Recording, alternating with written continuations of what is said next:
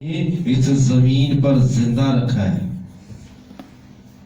हम यही बात कर रहे थे कि बहुत से लोग जो है वो इस साल हमारे साथ नहीं है। हमारे बहुत से ऐसे जानने वाले, हमारी जान पहचान के लोग, हमारे रिश्तेदार, हमारे भाई, हमारी बहनें, बहुत से ऐसे लोग हैं जो हमसे बिछड़ गए, यानी कि हमें छोड़कर चले गए। और ये खुदावंद का फजल है कि खुदावंद ने आज तक हमें इस जमीन पर जिंदा रखा है। ये किसका फजल है? खुदा का। हालेलुया, हालेलुया, हालेलुया, हालेलुया, जोर से कहेंगे हालेलुया, हालेलुया, हालेलुया। हालेलुया। तो यहाँ हमें जो खास बात सीखने को आज मिलती है वो क्या है कि हवा मुखालिफ थी। कौन मुखालिफ थी? हवा। हवा। इब्लीस हवा है, इस बात को याद रखें। नजर नहीं आता, हवा की तरह आता है और काम करता है और चला जाता है।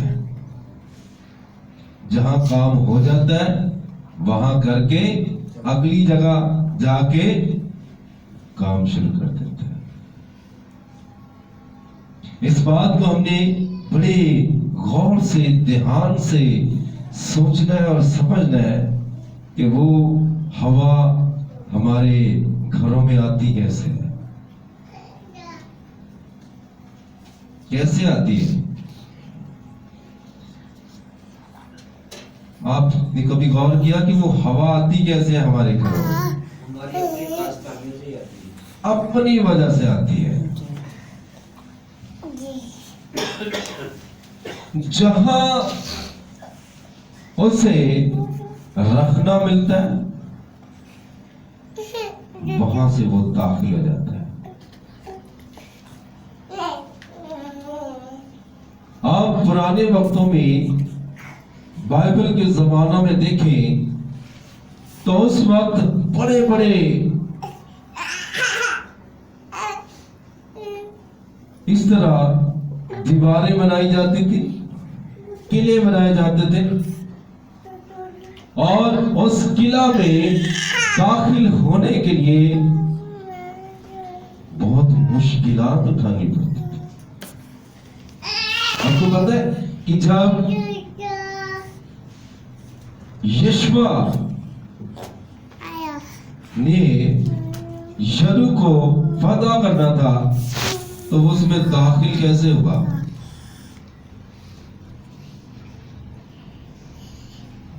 यशवा ने जब यरू को फतह करना था तो कैसे दाखिल हुआ उसमें?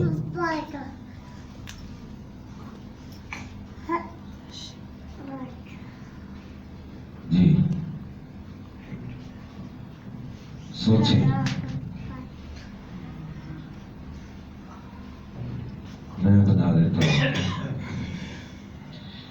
जब यशवा ने यरू को फतह करना था तो खुदा ने एक बात उसे कही, वहां जा और 7 दिन 7 चक्कर लगा। Hallelujah, hallelujah. क्या कर? 7 दिन 7 चक्कर लगा। और जब 7 दिन हो जाए तो एक दिन में 7 चक्कर लगा। Hallelujah, hallelujah. और जब 7 चक्कर हो जाए तो जोर से नरसिंगा फूंकना तो दीवार गिर जाएगी। Hallelujah, hallelujah. जैसी दीवार गिरी वो अंदर दाखिल हो गए और जाके उन्होंने यरू पर कब्जा कर लिया।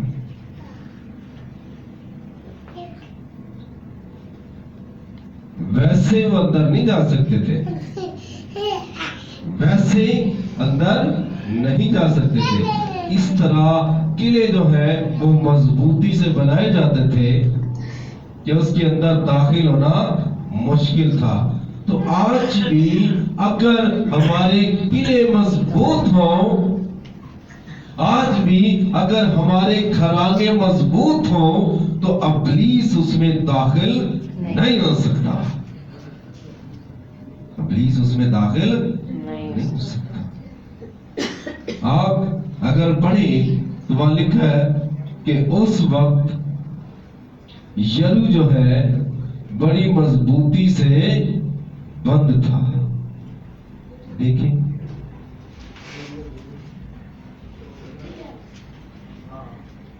यीशुआ ने आले में था।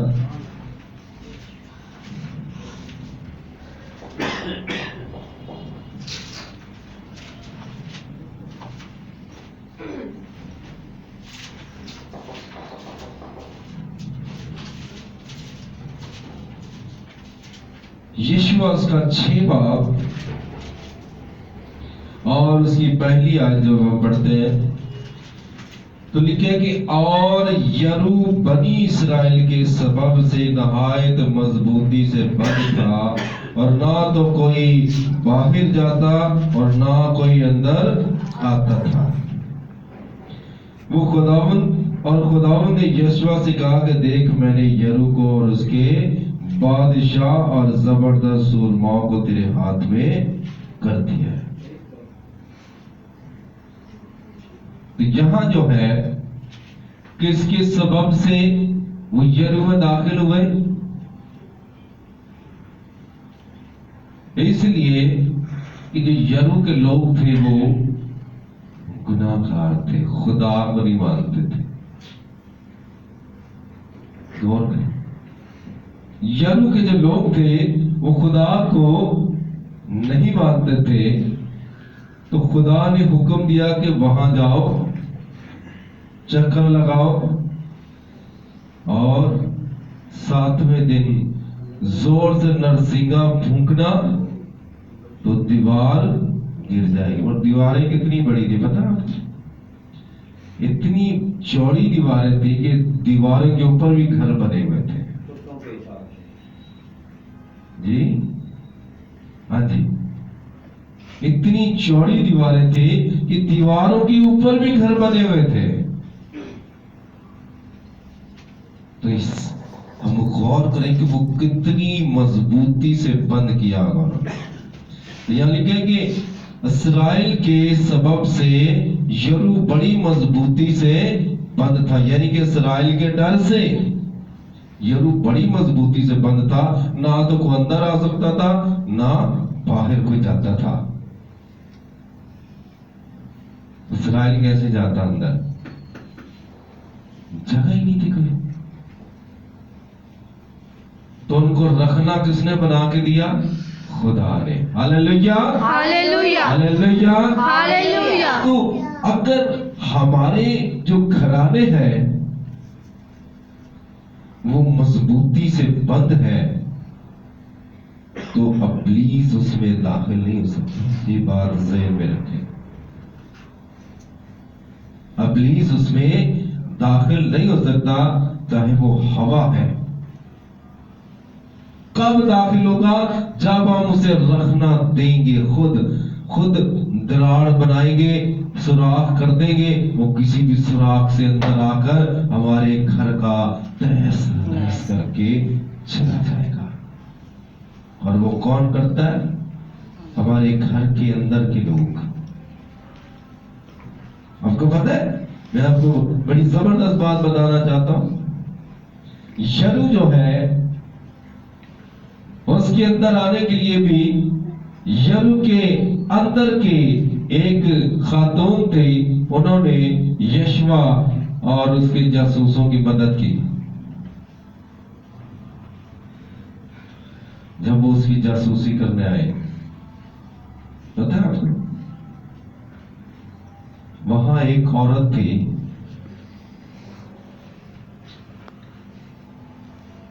वहां जब वो पहुंचे तो वो उस औरत के पास गए। उसने कहा कि ठीक है, मैं किसी को नहीं बताती। वो ढूंढते ढूंढते उस औरत के पास है, उस औरत ने उन्हें छुपा दिया। उन्होंने कहा कि ठीक है, मैं तुम्हें छुपा देती हूँ, मगर जब तुम इस पर हमला करो मुझे और मेरी फैमिली को छोड़ देना। गौर करें, आप जब भी मरते हैं कौन मारता है? आपके अंतर से कोई ना कोई होता है, ठीक है। वो यरू की औरत ही थी जो उन्हें सारा हाल बताने वाली थी, मगर वो एक अलग बात है कि वो रूहानी तौर से काम हुआ। हम बात कर रहे हैं अपने घरानों की, कि हमारे जो घराने हैं वो किस तरह से तबाह होते हैं, हम खुद करते हैं। हम इसके जिम्मेदार खुद हैं।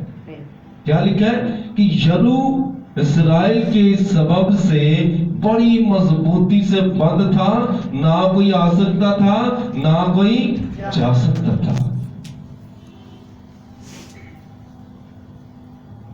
यीशुआ को खुदा ने कहा कि जाओ और वहां जाकर पहले इसका हाल दरियाफ्त करो। तो उसने कुछ लोग भेजे, वो हाल दरियाफ्त किया। उन्होंने देखा कि किस किस तरह और कैसे इसको हम फतह कर सकते हैं। तो मेरी अजीजों, हम खुद अपने आप को इब्लीस के हाथों में दे देते हैं। हमारे घर के अंदर कुछ ऐसे लोग होते हैं जो कि उस हवा को आने देते हैं, उस मुखालिफ को आने देते हैं। अगर सारे के सारे मजबूत होंगे तो हमारा घर शीशा प्लाई दीवार की तरह होगा। Hallelujah, hallelujah. ना तो कोई बाहर से अंदर आ सकता है और ना ही हमारी मर्जी के बगैर कोई अंदर से बाहर जा सकता है। Hallelujah, hallelujah. तो मेरी अजीजों, यहाँ हम इस बात को देखें कि वो जो हवा जो मुखालिफ है वो इब्लीस है, वो आकर हमारे घरों में दाखिल हो जाता है। वो हवा हमारे घरों में आकर दाखिल होती है और हमारे घरों को आकर बर्बाद करती है या नहीं करती। हम इस बात को जानते हैं बखूबी कि वो बहुत से घरों को बर्बाद कर चुकी है, वो हवा कर चुकी है या नहीं। तो यहां हम देखते हैं कि जब यीशु मसीह ने शागिर्दों से कहा कि कश्ती पर सवार हो जाओ और मुझसे पहले पार उतर जाओ, तो वो घबरा गए, डर गए, कुमला गए। मगर ये क्या, ये तो पानी का जोर ही बढ़ा है, हवा मुखालिफ है, हम तो इसी पानी में डूब कर मर जाएंगे। अब करें क्या? बड़ा मसला है। मगर खुदा ने उनसे ये कहा था, वो भूल गए। कि खुदा ने कहा कि मुझसे पहले पार उतर जाओ। तो उनके अंदर ये ख्याल किसने डाला? ख्याल किसने आने दिया? हम तो मर जाएंगे। इब्लीस ने। आने किसने दिया? वो खुद थे। पतरस और उसके शागिर्द बाकी जो थे वो खुद थे। उनके अंदर वो हवा दाखिल हुई और उसने कहा कि हम तो मर जाएंगे, हम तो आज यहां डूब जाएंगे। तो जो काम हमें खुदावंद ने करने के लिए दिया है, खुदावंद खुद उसका मुहाफिज होता है। Hallelujah, hallelujah. जो काम हमें खुदावंद ने दिया है, खुदावंद खुद उस काम को करने के लिए उसका मुहाफिज होता है, वो खुद उसकी हिफाजत करता है। ये शागिर्द भूल गए कि हमें तो खुदा ने हुक्म दिया है कि जाओ इस कश्ती पर बैठो और मुझसे पहले जाकर पार उतर जाओ। और वो भूल गए और डरते डरते कांपते कांपते, अभी उनकी जान में जान नहीं पड़ी थी, तो सामने उन्होंने देखा कि कोई भूत आ रहा है। और जब वो भूत से भी डर रहे थे तो यीशु ने आवाज दी कि डरो मत, मैं हूँ। उन्होंने कहा कि चेक तो करें कि यीशु ही है। और उन्होंने कहा कि अगर तू है तो मुझे हुक्म दे कि मैं इस पानी पर चलूं। तो जब उसने कहा कि आजा, तो वो पानी पर चलने लग गया। तो जब इब्लीस ने कहा कि तू पानी पर चल रहा है, तो वो फिर डर गया और पानी के अंदर गिर गया। हवा ने उस पर फिर अटैक किया, क्या कर रहा है, पानी पर चल रहा है, नीचे देख। तो उसने नीचे देखा और डरा और फिर से पानी में गिर गया। सो मेरे अजीजों, हमें इस बात को बखूबी समझ लेना चाहिए कि जब इब्लीस आपको खौफजदा करता है तो आपने खौफजदा नहीं होना, क्योंकि यीशु मसीह क्या कह रहे हैं, डरो मत। यहां भी अभी हमने इस बात को देखा कि यीशु मसीह ने उनसे क्या कहा कि डरो मत, मैं हूं। हालेलुया, हालेलुया, सब कहें हालेलुया। हालेलुया। यीशु मसीह ने क्या कहा कि डरो मत, मैं हूं। हालेलुया। हालेलुया। तो जब यीशु मसीह है, अगर हम उसके लोग हैं, तो वो कहता है कि डरो मत, मैं हूं। तो हमें किस चीज से डरने की जरूरत है? कुछ डरने की जरूरत है? हमें किसी चीज से भी डरने की जरूरत नहीं है, चाहे वो आंधी है, चाहे तूफान है। हम एक ज़बूर बड़े धड़ल्ले से गाते हैं या नहीं? किसी याद नहीं होना ज़बूर, आपसे तो मैं पूछता ही नहीं। वो ज़बूर ये है, में जे कड़े हड़ बिहावे, पहाड़ी पहाड़ी करने शोर। पावे जे कड़े हड़ बिहावे, नाले पहाड़ी करने शोर। खौफ ना करिए पहाड़ा, दापा में चढ़ जाने जा। तो अक्सर खास हम चर्च आ रहे होते हैं तो तूफान आ जाता है, हम रुक जाते हैं घर में, तूफान आ रहा है। एक दफा की बात है, हम अख्तर कॉलोनी में रहते थे और ये नाले के साथ चर्च था और यहाँ आते थे दुआ करने। तो भाई इतनी बारिश आई, इतनी बारिश आई, इतना इतना पानी, इतना इतना, कम से कम इतना, नाले का पानी भी बाहर आ गया। तो हम उसमें से गुजर कर चर्च में आए तो चर्च बंद है, चर्च में कोई आया नहीं था। हम वापिस गए, पुल से वापिस गए तो साथ वाली गली में एक और चर्च था, हम उसमें घुस गए, उस चर्च में चले गए, दुआ करके घर गए। Hallelujah, hallelujah. हमने कहा जाना है दुआ करके। तो हमें इस बात को अपने जहनों में रखना है कि पावे जेकर हाड़ भी आए, पावे पानी करन शोर, यहाँ पानी शोर कर रहे थे और वो डर रहे थे क्या होगा। हमारा मिशन क्या है? आगे बढ़ना है। हमने क्या करना है? आगे बढ़ना है। बारिश अक्सर औकात हमें रोक देती है चर्च आने से, दुआ करने से।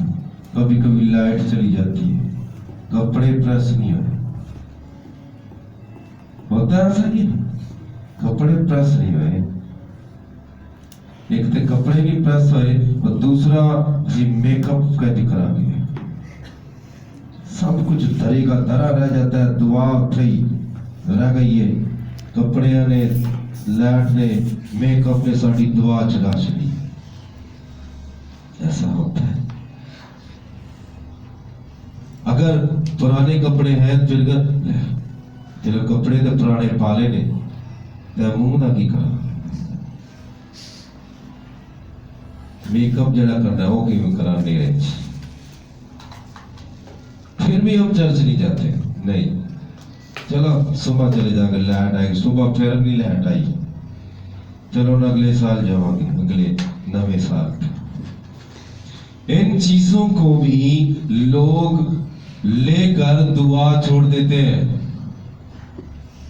मगर खुदा का कलाम क्या कहता है पावे जेकर हड़ भी आवे पावे पानी करन शोर खौफ ना करिए पहाड़ा दा पावे छड़ जान जा